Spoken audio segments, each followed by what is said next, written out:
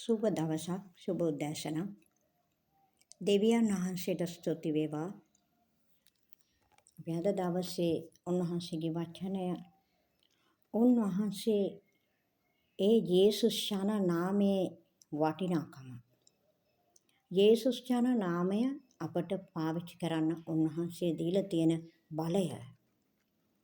බලන්න අපි මේ ගීතිකාවේ කොටසක් ගායනා කරමු. යේසුනේ කිව්සනින් සානය ඔබ වෙත එනවා අදහම් ඒ නම පාපය ඔබේ දුරලනවා යේසුනේ කිව්සනින් සහනය ඔබ වෙත එනවා අදහම් ඒ නම පාපය ඔබේ දුරලනවා ඒ නාමේ යේසුස්මයි ඒ නාමේ ජය දේ ඒ නාමේ යේසුස්මයි ඒ නාමේ ජය දේ යේසුනේ කිව්සනින් සහනය ඔබ වෙත එනවා. උන්වහන්සේගේ නාමය ප්‍රකාශ කර මොහොතේ උන්වහන්සේගේ සහනය අප වෙතට එනවා. මොකද එච්චරට බලවත් නාමයක්. ඔබ උන්වහන්සේගේ නාමය හඳුනගෙන ඒ සුබ ආරංචිය අහලා ඒ නාමයේ බලය තුල ඔබ යාඥාව ලබලා උන්වහන්සේ වෙතට පැමිණෙලා උන්වහන්සේව අදාහගත්තහම අපේ මුළු පාපය දුරු කරන්න උන්වහන්සේට පුළුවන්. ඇතුළාන්තයේ ඔටෝ උන්වහන්සේ අපිව ධර්මිෂ්ඨ කරනු ලබනවා. උන්වහන්සේව පිළිගත්තාම. ඉතින් ඒ නාමය මොකද්ද? ඒ යේසුස් වහන්සේගේ නාමය. යේසුස් යන නාමය ඒ අදාහගත්තාම අපිට ජය දෙනවා. පාපය දුරු කරන්න බලය තියෙනවා. උන්වහන්සේට අපිට ජය දෙන්න බලය තියෙනවා. ඒ නාමයට ඒ යේසුස් යන නාමය අද දවසේ ඔබ හදවතට තබා ගන්න. ඒ යේසුස් යන නාමයෙන් මේ මහ පොළවේ අහසේ ගුවනේ කරන්න බැරි කිසිම දෙයක් නැහැ. ඒ නාමය අපට බලෙන් පාවිච්චි කරන දීපු ඒ බාරකාරත්වය උන්වහන්සේ අපට දීලා තියෙන්නේ. අපට අයිතියක් දීලා තියෙනවා. යේසුස් යන නාමය පාවිච්චි කරන්න.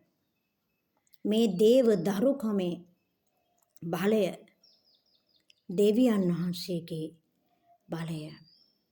යේසුස් යන නාමයේ බලය ඔබත් මමත් අද දවසේ වෙනකොට හැම එකකටම හැම යාඥාවකම හැම කාරණාවකදීම යේසුස් යන නාමයෙන් ප්‍රකාශ කරන මත එතන අපට සහනය තියෙනවා. ඒ වගේම සහනය එතන පාපය දුරලන්න බලය තියෙනවා. අපට සමාදානය ලැබෙනවා. ඒ වගේම ජය දෙනවා. ඊළඟට තියෙනවා අපේ බිය සැක ඒ යේසුස් යන නාමයට දුරලනවා. උන්වහන්සේගේ නාමය ඇහෙනකොට අපට උන්වහන්සේගේ නාමයේ ගීතිකා ගායනා කරනකොට ප්‍රශංසා කරනකොට උන්වහන්සේගේ නාමය ඔසවනකොට ඒ නාමයෙන් යම් දේවල් කරනකොට අපට බිය සැක නැතුව යනවා. ඒ වගේම තමයි අපේ හදවත සැනසීමටපත් වෙනවා. මේ සැනසීම ලබන්න යේසුස් යන නාමයට පමණයි පුළුවන්. සමාදානය ලබන්න යේසුස් යන නාමයට විතරයි පුළුවන්. ජය දෙන්න පුළුවන් උන්වහන්සේට විතරයි. පාපය දුරු කරන්න පාපයට සමාව දෙන්න පුළුවන් ජේසුස් වහන්සේට පමණයි. ඒ ජේසුස් වහන්සේගේ නාමයේ බලයෙන් පමණයි. මෙන්න මේක අද දවස වෙනකොට උන්වහන්සේ ඉදිරියේ අපට උන්වහන්සේ දීලා තියෙන මේ දේව දරුකම නිසා අපි උන්වහන්සේට ස්තුති ප්‍රශංසා කරමු. ඊළඟ කොටස යේසුනේ කිව්සනින් මගේ පිය සැකදුරු වෙනවා කඳුලින් පව්බරින් යේසුස් මා මුදවනවා යේසුනේ කිව්සනින් ඔබේ බිය සැකදුරු වෙනවා කඳුලින් පව්බරින් යේසුස් මා මුදවනවා උන්වහන්සේට බලය තියෙනවා කඳුලින් පව්බරින් අපිව මුදවන්න. උන්වහන්සේට බලය තියෙනවා. ඒ නාමය කුමක්ද? ඒ නාමේ යේසුස්මයි. ඒ නාමේ ජය දේ. ඒ නාමේ යේසුස්මයි. ඒ නාමේ ජය දේ. යේසුනේ කිව්සනින් මගේ හදවත සැනසෙනවා බලයෙන් ප්‍රේමයෙන් යේසුස් මාගෙන යනවා මා විතරක් නෙමෙයි ඔබත් උන්වහන්සේගේ නාමයේ බලෙන් අරගෙන යනවා ප්‍රේමෙන් බලෙන් රැගෙන යන්න උන්වහන්සේට පුළුවන්. ඔබටත් ඒක ඇති. අසාගෙන සිටින හැම කෙනෙකුටම උන්වහන්සේගේ නාමය පාවිච්චි කරන කල.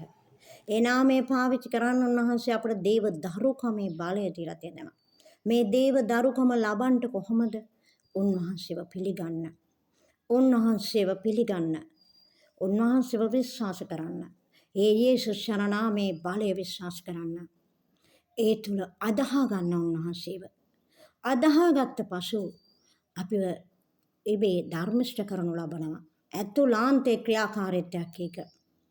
ඇතුළාන්තේ අපි දන්නේ නැතුව උන්වහන්සේ අපිව ධර්මිෂ්ඨ කරනවා. ඒ යේසුස් නාමය ඇහෙනකොට අපේ කඳුළු පිස දැමනවා. අපේ දුක කඳුළ වේදනාවට පිළිතුර ඒ යේසුස් නාමය.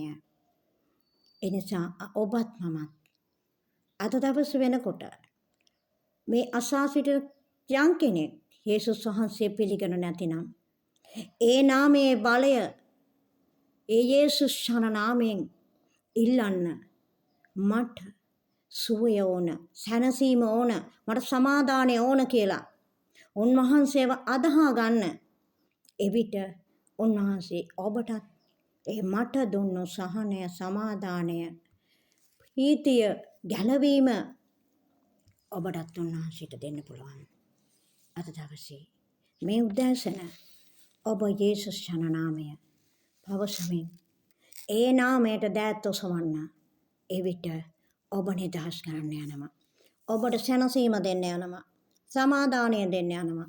දුක කඳුල විසඳවන්න යනවා. යේසුස් වහන්සේගේ නාමයෙන් සියලු දිනාටම ජේසු පිටයි. ආමේන්.